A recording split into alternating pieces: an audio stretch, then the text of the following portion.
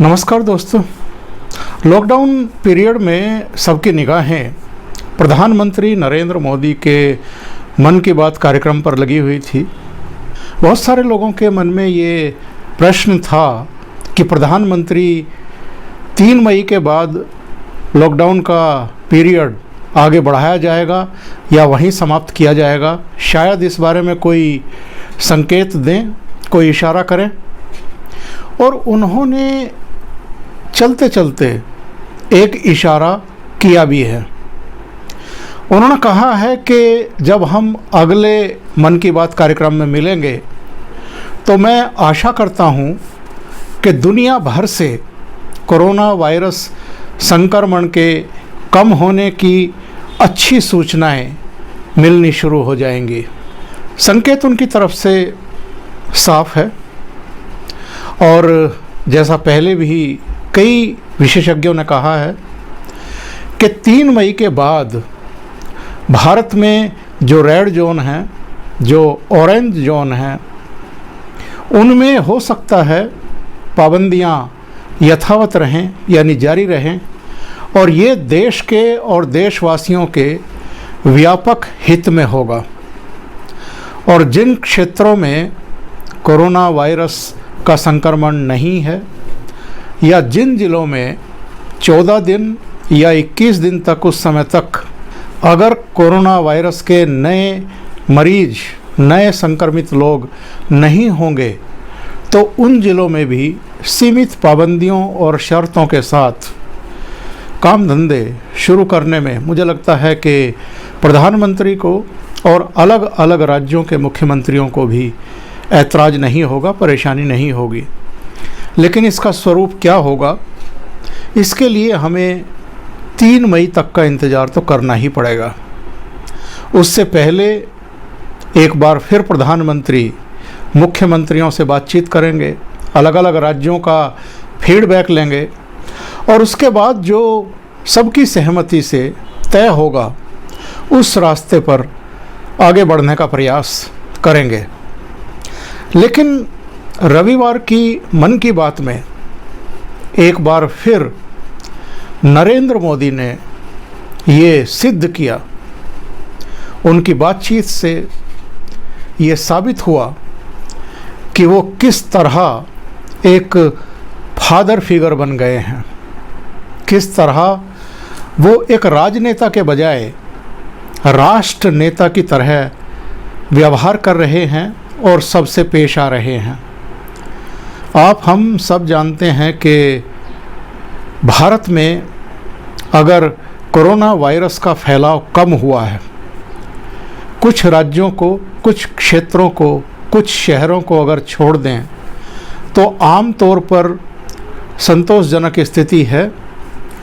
और अगर हम America, Germany, France, UK, Italy, Iran और तमाम दूसरे देशों को देखें और वहाँ जो मौतों का आंकड़ा है उस पर दृष्टि दौड़ाएं तो भारत में तो कुछ भी नुकसान नहीं हुआ है उनकी तुलना में। लेकिन फिर भी यहाँ कांग्रेस और कुछ दूसरे दलों के नेता आए दिन प्रधानमंत्री नरेंद्र मोदी पर सवालों की बौछार करते रहते हैं।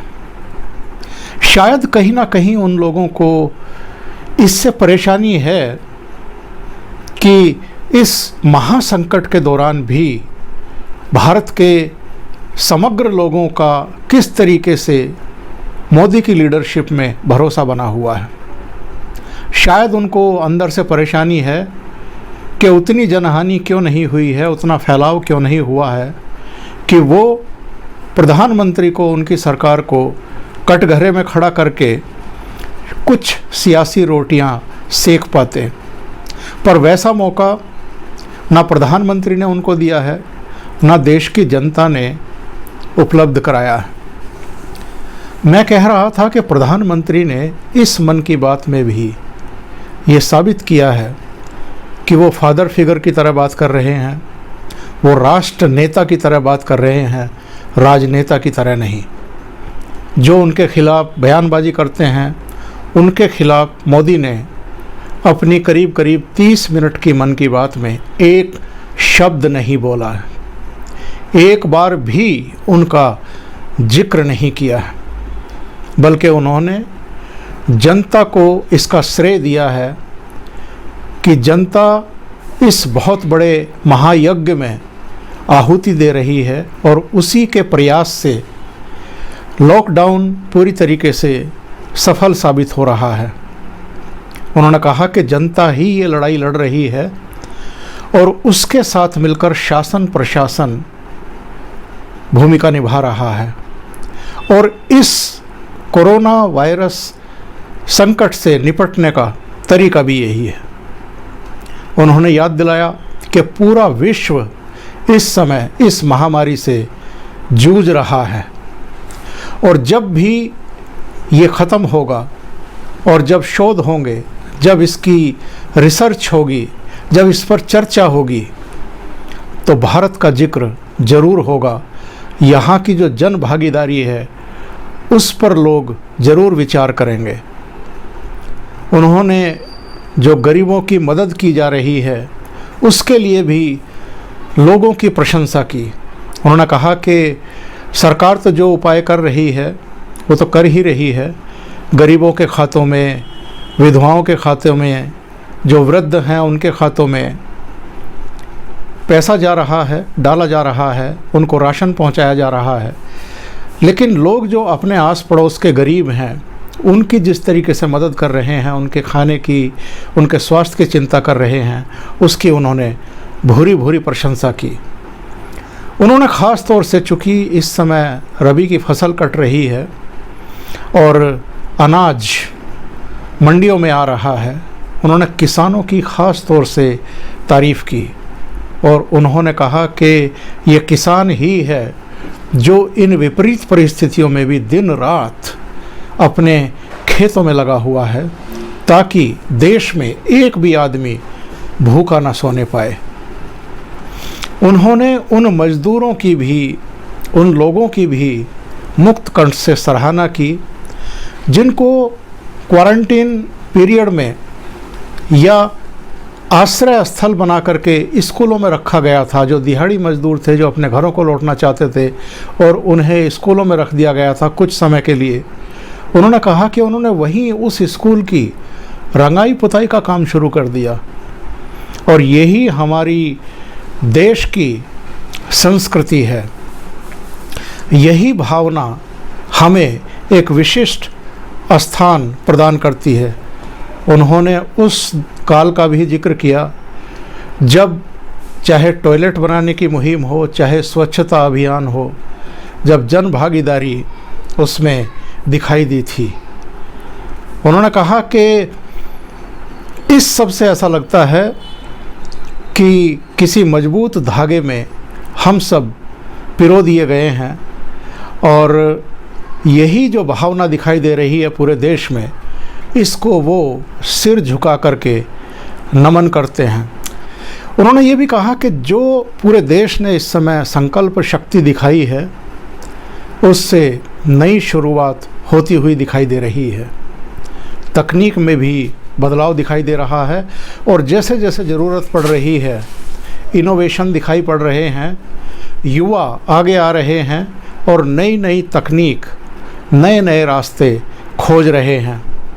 उन्होंने ख़ास तौर से एविएशन सेक्टर की, रेलवे की मुक्त कंठ से प्रशंसा की। उन्होंने कहा कि इस संकट काल में लाइफ लाइन उड़ान के नाम से इस समय सेवा जारी है और 3 लाख किलोमीटर की उड़ान भर करके हवाई जहाज़ों से अब तक 5 लाख टन मेडिसिन देश के अलग अलग हिस्सों में पहुंचाई जा चुकी है।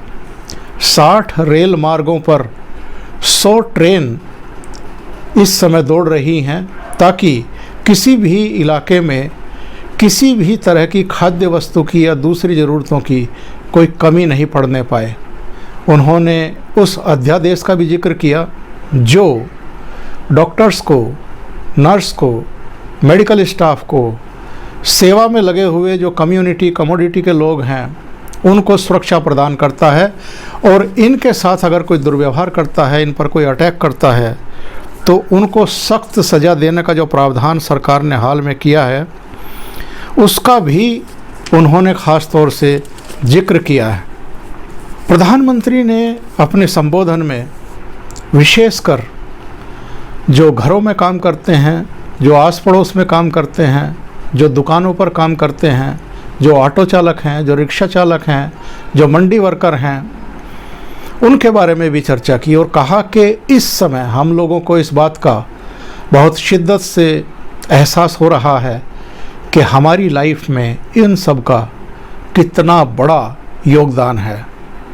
उन्होंने कहा कि देश के अलग अलग हिस्सों से सूचनाएं मिल रही हैं, तस्वीरें आ रही हैं, वीडियो आ रहे हैं कि लोग सफाई कर्मचारियों पर पुष्प वर्षा करते हैं। उन्होंने कहा कि पुलिस के बारे में भी लोगों की धारणा बदल गई है। पुलिस के बारे में पहले अलग परसेप्शन होता था, लेकिन आज वही पुलिस दवाई हो, खाना हो, यहाँ तक कि कुछ बुज़ुर्गों के पास वो उनकी एनिवर्सरी पर केक भी लेकर के पहुँची है। जो उसका मानवीय और संवेदनशील पक्ष है वो लोगों के सामने आया है और भावनात्मक रूप से लोग पुलिस फोर्स के साथ जुड़ रहे हैं। उन्होंने कहा कि इसे हमें नकारात्मकता में नहीं बदलने देना है। उन्होंने विशेषकर 3 शब्दों का उल्लेख किया: प्रकृति, विकृति और संस्कृति। उन्होंने कहा कि मानव का प्रकृति के साथ अटूट रिश्ता है और जो मेरा नहीं है, यदि हम उसका उपयोग करते हैं तो ये विकृति होती है, और यदि हम अपने हिस्से का, अपने श्रम से कमाए हुए का कुछ हिस्सा ज़रूरतमंदों को देते हैं तो ये हमारी संस्कृति है। और ऐसा इस समय खूब देखने को मिल रहा है।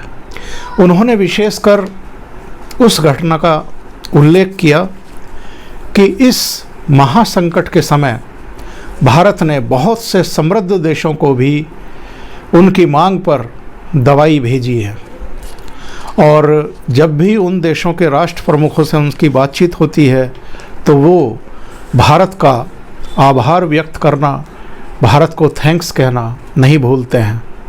उन्होंने ये भी कहा कि मास्क पहनना अब लोगों ने स्वीकार कर लिया है।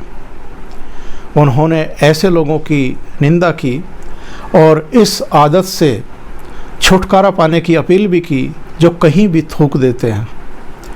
उन्होंने कहा कि आगे जो भी बीमार होंगे या स्वस्थ भी होंगे वो मास्क पहनेंगे, ऐसा उनका विश्वास है, क्योंकि ये हमको भी बचाता है और दूसरों को भी बचाता है।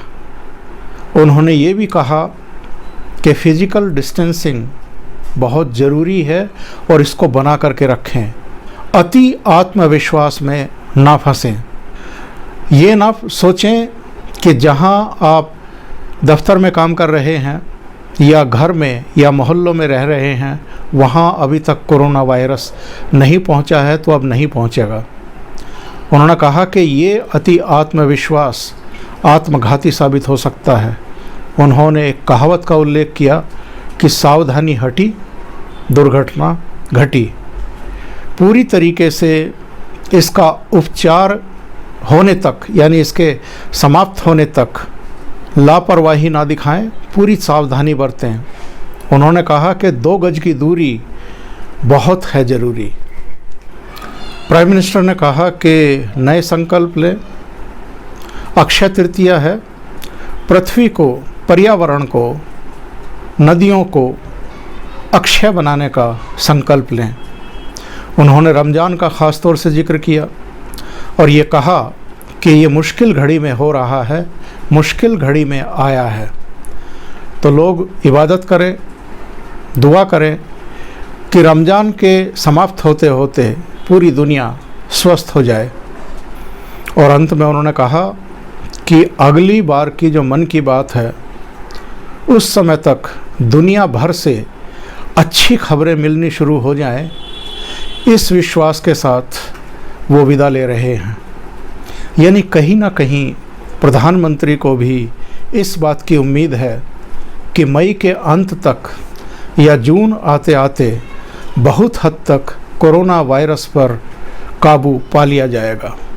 और अंत में एक अपील जो मित्र इस चैनल के मेंबर बनना चाहते हैं, जो जिसको ज्वाइन करना चाहते हैं, उनके लिए ज्वाइन बटन दे दिया गया है। वो ज्वाइन बटन पर जाकर के इसकी सदस्यता ले सकते हैं। उनको लाभ ये है कि जो भी वो कमेंट करते हैं उस पर मेरी तरफ से भी प्रतिक्रिया आएगी। इसके अलावा जो मित्र मुझसे बातचीत करना चाहते हैं उनको भी महीने में कम से कम एक बार फ़ोन कॉल पर बातचीत करने का अवसर मिलेगा। इसके अलावा भी कुछ सुविधाएं आपके लिए रहेंगी। अभी के लिए इतना ही। बहुत बहुत धन्यवाद। अगर आपको ये चैनल और इसके कंटेंट पसंद आ रहे हैं तो लाइक करें, कमेंट करें, वीडियो को शेयर भी करें। और अभी तक अगर आपने चैनल सब्सक्राइब नहीं किया है तो सब्सक्राइब भी कर लें और साथ में लगे बेल आइकॉन को दबा दें ताकि आगे आने वाले वीडियो और उनके नोटिफिकेशन आप तक पहुंचते रहें। बहुत बहुत धन्यवाद।